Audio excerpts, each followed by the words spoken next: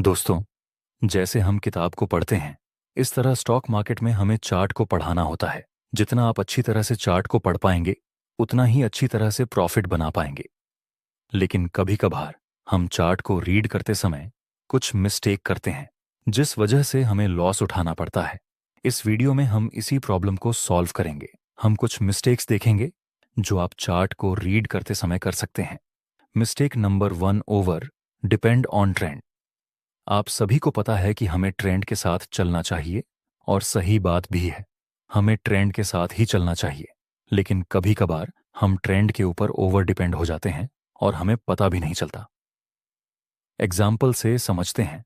देखिए, यहां पर स्टार्टिंग में प्राइस नीचे गिर रहा था और प्राइस ने इस इंपॉर्टेंट सपोर्ट लेवल को नीचे की तरफ ब्रेक कर दिया।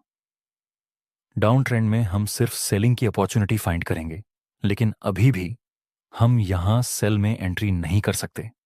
हम रिटेस्ट का वेट करेंगे। नेक्स्ट प्राइस इस सपोर्ट तक आता है, जो कि अब रेजिस्टेंस का काम करेगा। वहां पर हमें एक बेरिश और कंफर्मेशन कैंडल का सिग्नल मिला। अब यहां पर हम सेल में एंट्री कर सकते हैं। हमारा स्टॉप लॉस इस बेरिश कैंडल के हाई से थोड़ा सा ऊपर रहेगा और प्रॉफिट टारगेट के लिए हम 1-2 के हिसाब से रख देंगे। नेक्स्ट, यहां पर सिर्फ 1-2 कैंडल में ही हमारा प्रॉफिट टारगेट कंप्लीट हो जाता है और आगे हम देखें तो प्राइस फुल स्पीड से ऊपर चला जाता है।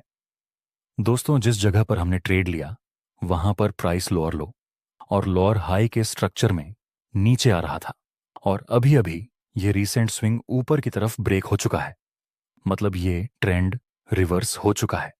फिलहाल के लिए हमें यहां पर सेल में तो एंट्री नहीं करनी है, चाहे कैसा भी बेयरिश सिग्नल मिले। नेक्स्ट, प्राइस ने फिर से एक बेयरिश और कंफर्मेशन कैंडल का सिग्नल दिया। जैसा कि मैंने आगे कहा, यह स्विंग ऊपर की तरफ ब्रेक हो चुका है। मतलब यहां ट्रेंड बुलिश बन चुका है और वैसे भी ये ट्रेंड लाइन का ब्रेकआउट मिल चुका है। मतलब यहां पर हम सेल में एंट्री तो बिल्कुल ही नहीं करेंगे। नेक्स्ट, प्राइस नीचे गिरता है और इस सपोर्ट को भी नीचे की तरफ ब्रेक कर देता है।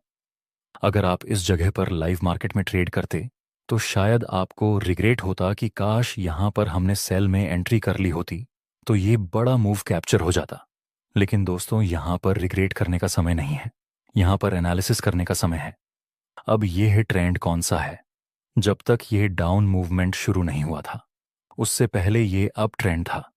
लेकिन अब तो प्राइस ने इस लोअर हाई को नीचे की तरफ ब्रेक कर दिया।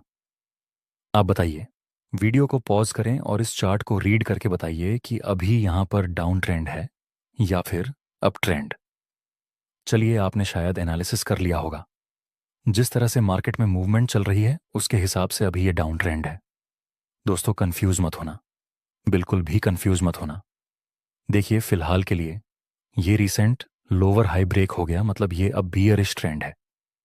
अगर ये रिसेंट सपोर्ट ब्रेक नहीं होता तो हम इसको अप ट्रेंड बोलते। लेकिन अभी ये लोअर हाई ब्रेक हो चुका है, मतलब ये डाउन ट्रेंड है। तब आप कहेंगे कि अभी अभी तो यहां से प्राइस ने बुलिश ट्रेंड की शुरुआत की थी और इमीडिएटली डाउन ट्रेंड कैसे शुरू हो गया। आपको बता दूं, ये कोई नई बात नहीं है। मार्केट में आए दिन ऐसा होता रहता है। मार्केट कभी भी अप ट्रेंड से डाउन ट्रेंड में रिवर्स हो सकता है और डाउन ट्रेंड से अप ट्रेंड में रिवर्स हो सकता है। हमें तो बस मार्केट के हिसाब से चलना है, बस इतना ही। इसीलिए मैं कहता हूं, स्टॉक मार्केट और ट्रेडिंग में हमें फ्लेक्सिबल रहना है। अब यहां डाउन ट्रेंड की शुरुआत हो चुकी है, तो हम सेलिंग की अपॉर्चुनिटी फाइंड करेंगे। नेक्स्ट, प्राइस ऊपर जाता है, लेकिन ये हाई अभी ब्रेक नहीं हुआ। तो जब तक ये हाई ऊपर की तरफ ब्रेक नहीं होता, तब तक हम इस ट्रेंड को बेयरिश ट्रेंड ही कहेंगे और सिर्फ सेलिंग की अपॉर्चुनिटी फाइंड करेंगे, वह भी किसी कैंडलस्टिक पैटर्न के सिग्नल के बेस पर। और अगर यह स्विंग ऊपर की तरफ ब्रेक होता है, तो फिर यह डाउन ट्रेंड फिर से अप ट्रेंड में रिवर्स हो जाएगा। नेक्स्ट, प्राइस ने इस स्विंग को ऊपर की तरफ ब्रेक कर दिया। जैसा हमने एनालिसिस किया था पहले कि अगर यह स्विंग ऊपर की तरफ ब्रेक हो जाता है, तो यह डाउन ट्रेंड अप ट्रेंड में रिवर्स हो जाएगा, और ऐसा हुआ भी। तो फिर यहां हम बाय करने की अपॉर्चुनिटी फाइंड करेंगे। अब देख सकते हैं, मार्केट में बहुत ही कम समय में कितनी बार अपने ट्रेंड को बार बार रिवर्स किया। अगर आप ट्रेंड के ऊपर ही डिपेंड रहते तो डेफिनेटली आप लॉस करते। नेक्स्ट प्राइस थोड़ा सा रिट्रेस करता है और एक बुलिश कैंडल का सिग्नल देता है। अब यहां पर आप बाय में एंट्री कर सकते हैं। स्टॉप लॉस इस कैंडल के लो से थोड़ा सा नीचे रहेगा और प्रॉफिट टारगेट के लिए आप इस रेजिस्टेंस का यूज कर सकते हैं। नेक्स्ट प्राइस ऊपर जाता है और यहां हमारा प्रॉफिट टारगेट कंप्लीट हो चुका है। आगे हम देखें तो प्राइस थोड़ा सा ऊपर जाकर नीचे गिरता है। दोस्तों, अगर यह रीसेंट स्विंग नीचे की तरफ ब्रेक हो जाता तब यह बुलिश ट्रेंड डाउन ट्रेंड में रिवर्स हो जाएगा। नेक्स्ट प्राइस ऊपर जाता है और एक बुलिश और कंफर्मेशन कैंडल का सिग्नल देता है। दोस्तों, ये रेजिस्टेंस आगे सपोर्ट का काम करेगा। उसी जगह पर हमें बुलिश कैंडल का सिग्नल मिला। अगर यहां पर आप बाय करते हो और आपका प्रॉफिट टारगेट यहां पर रहता इस रेजिस्टेंस के पास, और अगर आप यहां पर इस बुलिश कैंडल के लो से नीचे स्टॉप लॉस रखते तो फिर आपका रिस्क रिवॉर्ड रेशियो पूरी तरह से बिगड़ जाएगा। अगर आप प्रॉफिट टारगेट को ट्रेल नहीं कर सकते तब आपको इस जगह पर बाय में एंट्री नहीं। चलिए दूसरी मिस्टेक्स को देखते हैं, और वह है हमेशा कैंडल के क्लोज होने का वेट करें। देखिए, यहां पर स्टार्टिंग में प्राइस नीचे आ रहा था लोअर लो और लोअर हाई के स्ट्रक्चर में, मतलब अभी ये डाउन ट्रेंड है। नेक्स्ट प्राइस नीचे गिरता है लेकिन प्राइस इस सपोर्ट को ब्रेक नहीं कर पाता और ऊपर चला जाता है। नेक्स्ट प्राइस नीचे गिरता है और एक बिग विक बनाकर हैमर जैसी प्रॉपर कैंडल बनाता है, लेकिन जब यह हैमर बन रहा था तब पहले प्राइस यहां तक नीचे गिरा था। मतलब इस कैंडल की शुरुआत में प्राइस धीरे धीरे करके यहां तक नीचे गिर गया था। मेरा यकीन मानना, जब ये कैंडल की फॉर्मेशन बन रही थी तब काफी सारे बिगिनर ट्रेडर को ये सपोर्ट का ब्रेकडाउन देखने को मिला होगा और वे सब लोगों ने जल्दबाजी की होगी और यहां पर सेल में ट्रेड कर लिया होगा। क्योंकि जब प्राइस इतनी बड़ी कैंडल के साथ नीचे गिरता है तो हर ट्रेडर के दिमाग में यही दो थॉट आते हैं।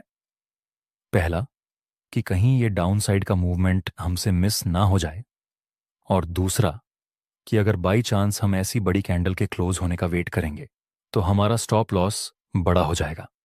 इसीलिए जिसके पास एक्सपीरियंस नहीं है वे ट्रेडर यहां पर डेफिनेटली सेल में एंट्री करेंगे, और उसके बाद प्राइस इतनी तेजी से ऊपर चला जाता है, जिन जिन लोगों ने यहां पर सेल में एंट्री की होगी उन सभी का स्टॉप लॉस हिट हुआ होगा। इसलिए हमेशा कैंडल को क्लोज होने दें, उसके बाद ही ट्रेड करें। क्योंकि जब कोई न्यूज़ आती है या फिर कोई इवेंट आता है या फिर कोई बड़ा अनाउंसमेंट होता है तब मार्केट में बहुत ही ज्यादा हलचल देखने को मिलती है और प्राइस ऐसी विक बनाकर ऊपर चला जाता है या फिर नीचे भी चला जाता है। मुझे पता है, मेरे समझाने के बाद भी आप अपने इमोशंस पर कंट्रोल नहीं कर पाएंगे और लाइव मार्केट में आप ऐसी बड़ी मूवमेंट को देखकर ट्रेड कर लेंगे। लेकिन याद रखना, कभी कभी कैंडल के क्लोज होने में सिर्फ 20-30 सेकंड ही बाकी होते हैं और मार्केट में कैंडल ग्रीन में से रेड या फिर रेड में से ग्रीन सिर्फ कुछ सेकंड में पूरी तरह से बदल जाती है। इसलिए हमेशा कैंडल को क्लोज होने दें, उसके बाद अपना डिसीजन लें। मिस्टेक नंबर 3, इसको हम ग्राफ की हेल्प से समझते हैं। देखिए, यहां पर प्राइस बुलिश ट्रेंड में मूव कर रहा था, उसके बाद हमें एक शूटिंग स्टार और कंफर्मेशन कैंडल का सिग्नल मिला। नेक्स्ट प्राइस थोड़ा सा ऊपर जाता है और फिर से हमें एक बेरिश और कंफर्मेशन कैंडल का सिग्नल मिला। अब कुछ लोगों को लगेगा कि प्राइस यहां से ऊपर तो जा नहीं रहा है तो फिर आगे से प्राइस नीचे जा सकता है, और कुछ लोगों को यहां ये छोटा सा डबल टॉप दिखेगा तो फिर सिर्फ कैंडलस्टिक के बेस पर वे लोग सेल में एंट्री कर लेंगे। लेकिन आपको ऐसा नहीं करना है। सिर्फ कैंडलस्टिक के बेस पर आप रिवर्सल ट्रेड में एंट्री नहीं कर सकते। ये बात सही है कि यहां से प्राइस ऊपर नहीं पहुंच पा रहा, मतलब अभी बायर्स थोड़े कमजोर तो हुए हैं, डेफिनेटली कमजोर हुए हैं, लेकिन इसका मतलब ये बिल्कुल भी नहीं कि सेलर्स ने मार्केट का कंट्रोल ले लिया। अगर आपको सेल में एंट्री करनी ही है तो फिर प्रॉपर ट्रेंड को रिवर्स हो जाने दीजिए। और रही बात ये डबल टॉप की, तो ये डबल टॉप है ही नहीं, क्योंकि जब तक यह नेकलाइन ब्रेक नहीं होती नीचे की तरफ तब तक यह डबल टॉप पैटर्न नहीं कहलाता। नेक्स्ट प्राइस ऊपर चला जाता है दोस्तों। इस तरह से आप ऐसी मिस्टेक को अवॉइड करके अपने ट्रेड की एक्यूरेसी बढ़ा सकते हैं। अगर आपको यह वीडियो अच्छा लगा हो तो हमें एक लाइक जरूर कर